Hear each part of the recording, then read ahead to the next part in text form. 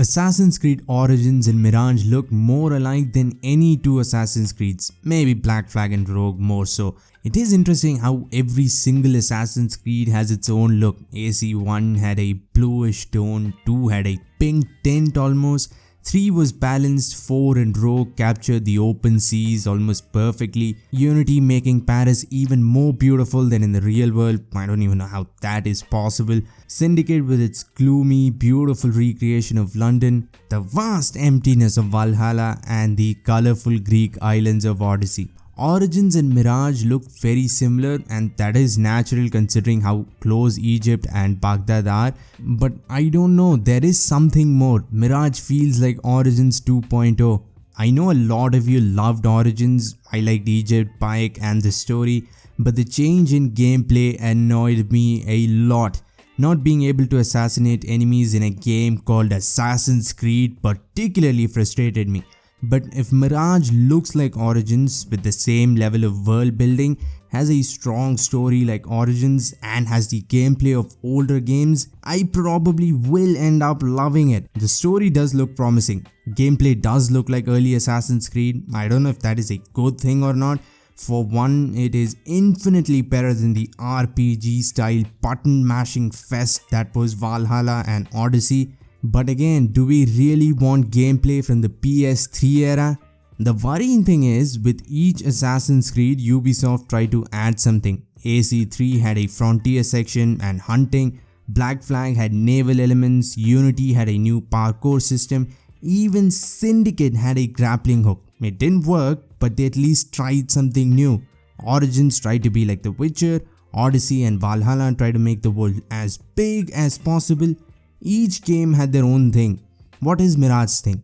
Back to the roots? Is that even a thing? What that says to me is that they aren't trying to innovate anything. All they want to do is make a game like AC1 and 2 and hope fans don't notice how they are evolving backwards. But there is also the fact that the early Assassin's Creed was just brilliant. Maybe it is enough to just make Mirage as good as AC1, make sure the story and characters are interesting, and maybe that's enough to make a good game. But I think they need something more. Even the RPG trilogy had something going on for them. Egypt, ancient Greece and Vikings, all three of those things single-handedly can get people to buy a game. When it comes to gameplay, I 100% believe Mirage will be better than Origins. I know that's not a popular opinion, but it is probably because of the old I like RPG games but I don't like RPG elements in Assassin's Creed. But here goes. Origins barely had any parkour, it became too much of a fantasy RPG.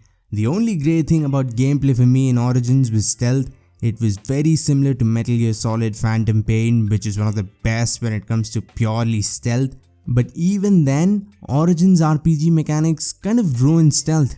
You couldn't one-hit higher level enemies, which meant you couldn't just explore and randomly clear out an outpost without seeing the level of your enemies first, which is one of the things you look for in a game like Origins with such an exotic location.